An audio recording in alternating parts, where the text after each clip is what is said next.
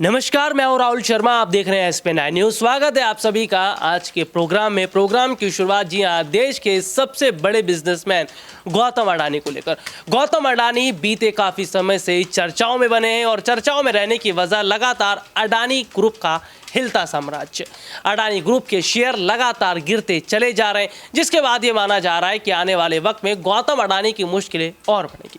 हालांकि ये मामला सुप्रीम कोर्ट में गया ज़रूर है, लेकिन इस पर अभी तक ना तो सुनवाई देखने को मिल रही है और ना ही ये देखा जा रहा है कि गौतम अडानी को फ़ायदा हो रहा है। लेकिन हाँ, गौतम अडानी अब आर पार की लड़ाई लड़ने के लिए तैयार हैं, क्योंकि उन्होंने चुनौती हिंडनबर्ग को दे दी है। उन्होंने कहा है कि US की कोर्ट में लीगल तरीके से अब केस लड़ा जाएगा। तो क्या वाकई गौतम अडानी जिस तरीके से चुनौती हिंडनबर्ग को दे रहे हैं, क्या ये चुनौती अब हिंडनबर्ग स्वीकार करेगा? क्योंकि बहुत पहले हिंडनबर्ग की तरफ से कहा गया था कि welcome to Gautam Adani in US court. तो ये बहुत बड़ी बात है और ऐसे में देखा जा रहा है कि मामला सुप्रीम कोर्ट में गया कि नहीं, कि अडानी के शेयर और धड़ाम से नीचे आते चले जाए।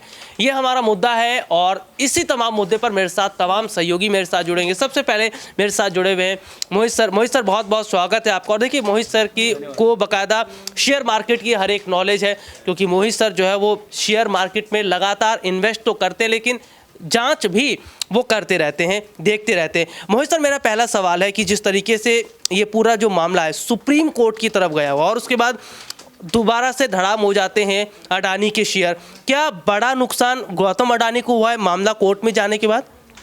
देखिए सर, उनको नुकसान तो बहुत तगड़ा हुआ है, क्योंकि अगर ये हिंडनबर्ग की रिसर्च जो रिपोर्ट थी वो अगर झूठी होती तो वो इतने शेयर गिरते ही नहीं। और जो आम रिटेल इन्वेस्टर है वो इससे बहुत ज़्यादा मुताफिक है कि उनको अपने पैसे यहाँ पे इन्वेस्ट नहीं करने हैं, तो वो थोड़ा सा बैक साइड में आ रहा है, वो फ्रंट पे नहीं जा रहा। उनको पता है खतरा है तो वो रुकेगा। और जहाँ तक चैलेंज की बात है, तो इस जो ये मामला उठा हुआ है, ये अभी देखते हैं किस मोड पे आता है और कैसे इसके हालात होते हैं। मोहित सर, ऑफ द कैमरा में कुछ दिनों पहले जब आपसे चर्चा कर रहा था कि अचानक से गौतम अडानी के शेयर कैसे बढ़ गए, जब आप ग्राफ देख भी रहे थे, तो इसके पीछे का एक लॉजिक क्या है? हफ्ते भर के बाद से लगातार अडानी के शेयर गिरते हैं और एक दो दिन में अचानक से बढ़ जाते हैं। क्या सरकार का एक बार फिर से गौतम अडानी के ऊपर हाथ देखा जा रहा है, या फिर सरकार और अडानी के बीच फिर कोई मिली भगत है? सर, ये कुछ ना कुछ मैनिपुलेटिंग तो होती है। देखो, ऐसा मैं एकदम से तो सरकार के ऊपर नहीं कह सकता, बट ये पीछे से कुछ ना कुछ इसमें गेम खेला जाता है। आप अब जब कहते हैं निवेशक इसमें अब पैसे, ये जब ये इसके शेयर बढ़ने लगे तो लोग ले लेते हैं कि सोचते हैं अब बढ़ेगा, पर वास्तव में ऐसा होता नहीं है। और वो जैसे ही लेते हैं उनके पैसे ब्लॉक हो जाते हैं और वो लेके वो दोबारा से वापस अपनी पोजीशन पे नीचे गिर जाता है शेयर। तो इससे निवेशक को खतरा बहुत ज़्यादा है।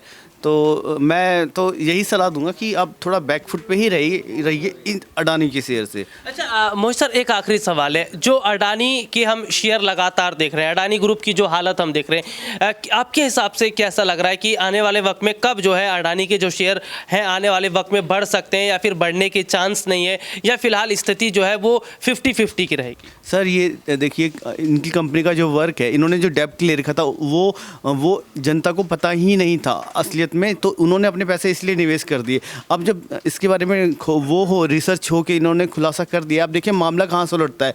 और उसके बाद जो अब नए निवेशक अब इसमें एंट्री करेंगे वो यही कोशिश करेंगे कि जो इसके शेयर बिल्कुल डाउन ट्रेंड पे चले जाए, और उसके बाद जो पोजीशन बनेगी वहाँ से ये लेना स्टार्ट करेंगे ताकि उनको फ़ायदा हो सके। हर कोई निवेशक यही चाहता है कि उसका जो स्टार्टिंग पॉइंट है शेयरों का, वहीं पर ही वो एंट्री बनाना उसको अच्छा लगेगा। बहुत बहुत शुक्रिया मोहित सर आपका। और देखिए, मोहित सर ने बारीकी से बताया कि गौतम अडानी के जो शेयर हैं वो लगातार गिरते चले जा रहे हैं, लेकिन हाँ, ये कह पाना बहुत मुश्किल है कि अडानी ग्रुप क्या अभी आगे बढ़ पाएगा, या अडानी के जो शेयर है वो अगर हम कहें तो वो उसका बड़ा फायदा मिल पाएगा। देखिए, तमाम सहयोगी भी मेरे साथ जुड़े हुए हैं।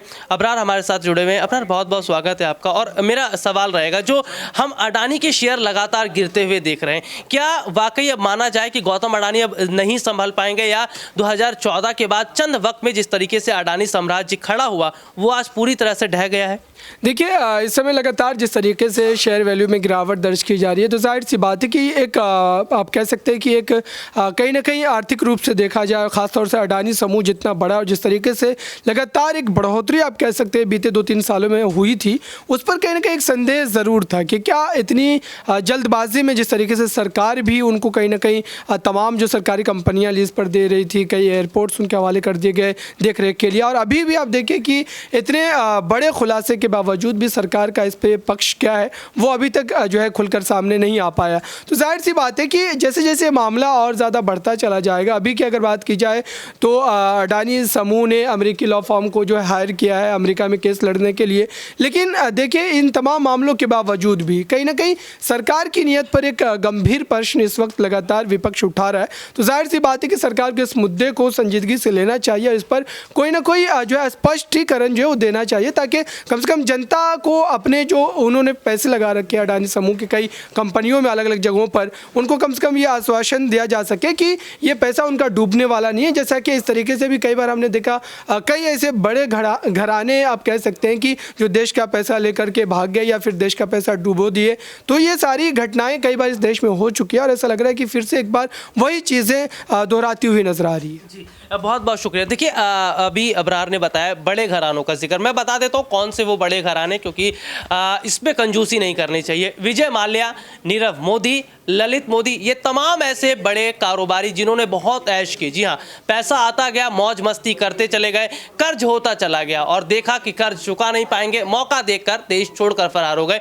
ये लोग कब आएंगे नहीं पता, लेकिन भारत की जनता तो है ही है, क्योंकि टैक्स पर टैक्स सरकार बढ़ा देती है और जनता उनकी भरपाई जो है वो हम कर देते हैं, क्योंकि वो तो भरपाई करेंगे नहीं। और मेरे साथ मेरे तमाम सहयोगी जुड़े हुए, आशिफ सर मेरे साथ जुड़े हुए। सर बहुत बहुत स्वागत है आपका। और हम ये देख रहे हैं कि गौतम अडानी का ये पूरा मामला सुप्रीम कोर्ट में जाता नजर आ रहा है। क्या गौतम अडानी को यहाँ से कोई बड़ी राहत मिल पाएगी? हिंडनबर्ग की तरफ से तो झटका, लेकिन भारत की सुप्रीम कोर्ट से उन्हें कुछ राहत, या इस तरह से लग रहा है कि यहाँ पर उनका बचाव हो सकता है? शुक्रिया राहुल सर। देखिए, फिलहाल तो कहीं से भी नहीं लग रहा कि उन्हें राहत भरी खबरें हैं, क्योंकि कल जिस तरीके से कोर्ट ने सुनवाई की तो हम सब ने देखा, उन्होंने साफ शब्दों में कहा कि भाई इतने दिन आपने पहली बात तो देरी नहीं करनी चाहिए। आपकी लापरवाही बताती है कि निवेशकों का जो पैसा है वो महफूज नहीं है और उनकी महफूजगी की तमाम जिम्मेदारी मोदी सरकार की है। और मोदी सरकार से जब हमारा आप सवाल पूछते हैं या विपक्ष सवाल पूछता है तो वो छोड़िए, मीडिया में तो छोड़िए, सदन में जवाब नहीं दे पाते हैं।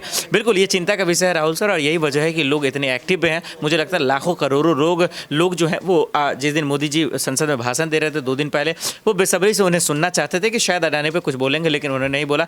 मुझे लगता है कोर्ट ने जो है इस बहाने जो कहा, जिस तरीके से सचेत किया, फिक्र करने की बात उन्होंने कही, इस लिहाज से उन्होंने अडानी को भी फटकारा, मोदी सरकार को भी फटकारा कि मजाक हर मुद्दे पर आप नहीं कर सकते हैं। कम से कम लोगों का पैसा सुरक्षित है कि नहीं ये बताइए और इस पर जल्द से जल्द जांच की मांग कीजिए। मुझे अच्छा लगा कोर्ट ने तुरंत फैसला लिया है। अब देखते हैं कि आगे सुनवाई में क्या होता है। आशिफ सर, एक सवाल और, इस वक्त निवेशक की हालत खराब है क्योंकि उसका मोटा पैसा अडानी के पास रखा हुआ है, उनके शेयर में लग चुका है। क्या निवेशकों का वो पैसा मिल पाएगा, और क्या सरकार अगर नहीं मिल पाता है तो उन निवेशकों का पैसा लौटाएगी या फिर वो बर्बादी हो जाएंगे? मोदी सरकार में राहुल सर उम्मीद नहीं कर सकते हैं आप। अगर ऐसा होता तो मोदी जी ने कहा था डिमोनेटाइजेशन के वक्त, नोटबंदी के वक्त, मित्रों बेफिक्र करने की जरूरत नहीं है। अगर काला धन नहीं आया, 15 लाख नहीं आए, मुझे 20 चौराहे पे खड़ा करके जो सजा देना। देखिए आज देश का मैं जब भी ऋतिक के साथ डिबेट करता हूँ ये लाइव सेशन, गूगल पे सर्च कीजिए सबसे झूठा नेता, मोदी जी का नाम चला आता है। आज झूठ बोलने में वो सच में वो बहुत माहिर है, इतनी खूबसूरती से झूठ बोलते हैं कि आपको भी उनसे मोहब्बत हो जाएगा। और यही वजह है कि वो आज जो है सरकार में बने हुए हैं। मुझे लगता है कि नहीं, वो नहीं दे पाएंगे और इसीलिए जनता को फिक्र कर रही है और सुप्रीम कोर्ट भी इस पर अपनी बात रख रही है। जी, बहुत बहुत शुक्रिया आशिफ सर आपका। और देखिए, अगर प्रधानमंत्री नरेंद्र मोदी की बात होती है तो जाहिर तौर पर अगर मैं कहूँ तो विश्वास किया भी कैसे जाए, क्योंकि ये तो वही पीएम मोदी हैं जिन्होंने कहा था सबके खाते में 15 लाख आएगा, लेकिन किसी के खाते में 5 रुपए तक नहीं आए। 15 लाख तो बहुत बड़ी बात है। आखिरी सवाल मेरे सहयोगी ऋतिक से रहेगा। ऋतिक, जिस तरीके से हम गौतम अडानी के इस पूरे मुद्दे को देख रहे हैं, अमेरिका की कोर्ट में ठीक है हम चुनौती देने के लिए तैयार है, कोर्ट में केस भी लड़ेंगे, लेकिन जिस तरीके से इन दिनों अडानी की हालत खराब हुई पड़ी है, ये बताता है कि जरूरत से ज्यादा कर्ज लेकर वाकई फंस गए। लेकिन कहीं ना कहीं सरकार और अडानी के बीच के रिश्ते को विपक्ष ने पूरी तरह से प्लेट में खोल कर रख दिया। 1% एक जो कर्ज है वो तो भारत की अर्थव्यवस्था से ही लिया है। दूसरी बात, मोहित सर ने जो बात कही वो स्पष्ट बात कही है। उनकी बात से मैं इसलिए सहमत हूँ क्योंकि लगातार देखा जाए जो निवेशकों का एक भरोसा है वो टूटा है। सुप्रीम कोर्ट ने क्या कहा? सुप्रीम कोर्ट ने ये कहा है कि निवेशकों का जो भरोसा टूटा है उसको पैसे कैसे जो है बहाल किया जाए, बाजार व्यवस्था जो है टूट ना जाए, बाजार को देखना पड़ेगा। तो तमाम चीज़ें निकल कर आई वो कहीं ना कहीं ये स्पष्ट करती हैं कि अडानी ने जो भ्रष्टाचार किया है वो नहीं करना चाहिए था। क्यों? क्योंकि आप 609वें नंबर से लगातार तीसरे नंबर पर आते हैं महज 8 सालों में, और उन 8 सालों में 3 साल तो कोरोना काल के गिनो मत, क्योंकि वो 3 साल तो सबका धंधा पानी चौपट रहा। तो आपने महज 5 सालों में इतना लंबा उछाल कैसे मार लिया? ये कहीं ना कहीं सही बात है। दूसरी बात मैं ये कहना चाहता हूँ कि अगर विपक्ष सबूत दिखा रहा है तो उन सबूत के आधार पर कहीं ना कहीं देश के प्रधानमंत्री को जवाब देना चाहिए था। क्यों? क्योंकि देखिए यहाँ पर आसिफ सर ने बताया कि आप 1.5 घंटे तक बोलते रहे, आप लगातार जो है नेहरू की बात करते रहे, आप कांग्रेस पार्टी के पुराने दिन याद दिलाते रहे, लेकिन आप मुद्दे पर नहीं आया और मुद्दे को आपने भुला दिया कहीं ना कहीं। देखिए, लगातार हमारे सहयोगियों ने विस्तार से बताया और मुझे ऐसा लग रहा है कि गौतम अडानी फिलहाल इस हालत में तो नहीं है कि निवेशकों का पैसा लौटा पाएं, लेकिन हाँ, निवेशकों का पैसा दांव पर तो लग गया है। लेकिन क्या भारत की अर्थव्यवस्था भी खतरे में है? ये एक सबसे बड़ा सवाल है, क्योंकि गौतम अडानी के पास केवल एक ही चीज़ नहीं, पूरे देश की तमाम जिम्मेदारियाँ सौंपी गई थी। अब देखना होगा कि क्या सुप्रीम कोर्ट से राहत मिलती है या झटका मिलता है। आज के लिए इस प्रोग्राम में तहीं आपसे फिर दोबारा मुलाकात होगी, तब तक ले इजाज़त दीजिए। नमस्कार।